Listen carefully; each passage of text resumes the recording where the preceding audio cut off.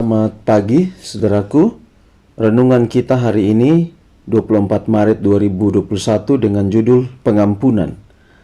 Sekali lagi dengan judul Pengampunan dan ayat inti Kolose 3:13. Sabarlah kamu seorang terhadap yang lain dan ampunilah seorang akan yang lain apabila yang seorang menaruh dendam terhadap yang lain, sama seperti Tuhan telah mengampuni kamu, kamu perbuat jugalah demikian. Agama Yesus Kristus berarti kemajuan. Agama itu berarti selalu mencapai ke atas kepada suatu ukuran yang lebih suci dan lebih tinggi. Orang Kristen yang hatinya telah dijamah dengan keelokan tabiat juru selamat harus mempraktekkan apa yang dipelajarinya dalam sekolah Kristus. Kita haruslah menjadi murid-murid yang cerdas dalam sekolah Kristus, bersedia mempelajari apa yang diajarkannya kepada kita dari hari ke hari. Kata tidak akan pernah mencapai kesempurnaan tabiat kalau kita tidak mendengar suara Allah dan menurut nasihatnya. Pengajaran ini tidak berlaku hanya kepada orang-orang yang tidak mempunyai ujian-ujian yang harus dihadapi yang akan menciptakan rasa tidak suka kepada saudara-saudaranya, melainkan berlaku kepada setiap orang yang telah dilukai, yang telah menderita karena kesalahan keuangan, karena penghinaan dan kritik, karena salah pengertian dan penilaian yang salah. Orang-orang ini sekali-kali tidak boleh membiarkan kebencian masuk ke dalam hati, atau membolehkan perasaan-perasaan yang tidak manis timbul kalau mereka melihat kepada orang-orang yang telah melukai mereka.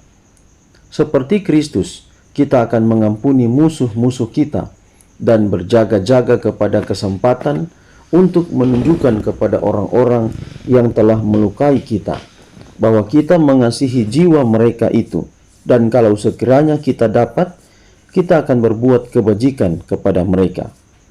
Kalau orang-orang yang telah melukai kita tetap melakukan perbuatannya yang salah itu, kita mesti mengadakan usaha untuk dirukunkan kepada saudara-saudara kita menurut rencana Alkitab seperti Kristus sendiri telah tunjukkan. Kalau saudara-saudara kita menolak untuk diperdamaikan, maka janganlah berbicara tentang mereka itu ataupun merusak pengaruh mereka, melainkan biarkanlah mereka dalam tangan Allah yang adil, yang menghakimkan semua manusia dengan adil. Orang-orang muda boleh saja mengakui sangat mengasihi pekerjaan Allah, tetapi bila mana mereka tidak diperdamaikan kepada teman-temannya, mereka pun tidaklah diperdamaikan kepada Allah. Begini, hati yang mementingkan diri sendiri menjauhkan berkat-berkat Allah dari hati dan rumah tangga kita. Biarlah kasih Kristus mengalir ke dalam hati dan mengubahkan tabiat. Kalau tidak, maka kita pun tidaklah akan menjadi anak-anak Allah. Saudaraku, salah satu karakter menjadi putra dan putri Allah adalah pengampunan atau mengampuni. Dan mengampuni ini berat, tetapi kita perlu rela untuk mengampuni. Prinsipnya adalah bahwa Yesus telah mengampuni kita. Apa buktinya? Dia telah mati untuk kita. Kalau bilang kita tersakiti, Yesus paling tersakiti. Oleh karena ketika dia menciptakan manusia, Adam dan Hawa pertama kali mereka telah melanggar perintahnya, dan itulah yang menyebabkan dia tersakiti.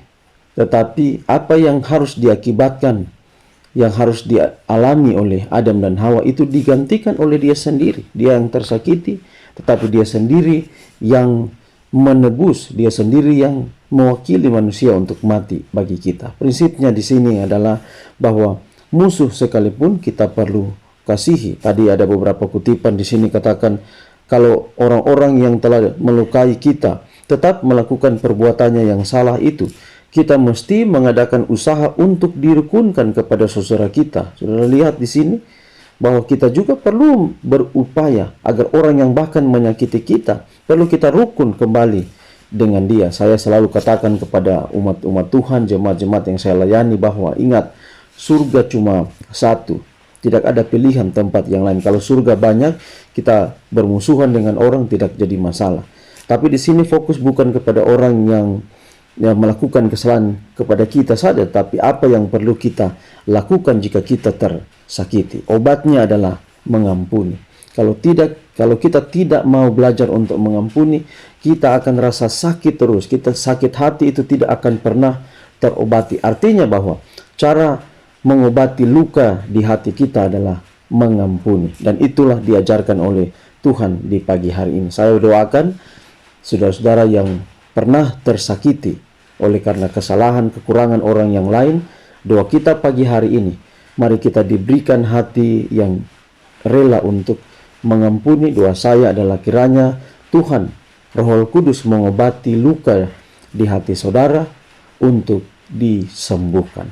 Tuhan memberkati kita di pagi hari ini di dalam kata-kata doa Bapa kami, ampunilah kami sebagaimana atau seperti kami juga tahu mengampuni orang yang bersalah kepada kami.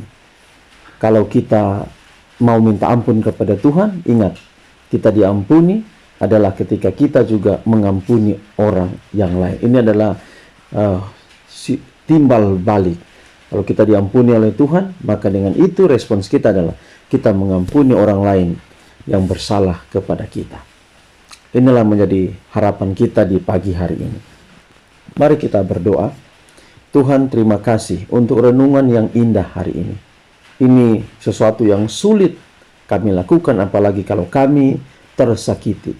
Tapi hari ini Tuhan, Yesus menegur kami. Yesus mau agar apapun itu, apa besarnya sakit hati kami hadapi, kami harus rela mengampuni. Karena itu adalah ajaran-Mu dan itu adalah persyaratan kami diampuni. Bahkan itulah yang dapat mengobati luka di hati kami.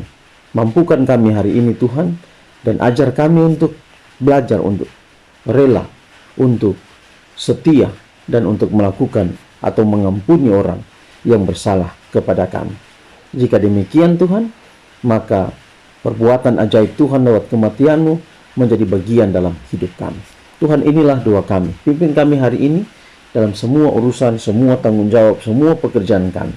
Biarlah kami sukses hari ini karena kami jalankan firman Tuhan dan kami ada di dalam tangan. Dalam nama Yesus kami telah berdoa. Amin. Demikian renungan hari ini. Sampai jumpa besok. Tuhan memberkati kita semua. Shalom.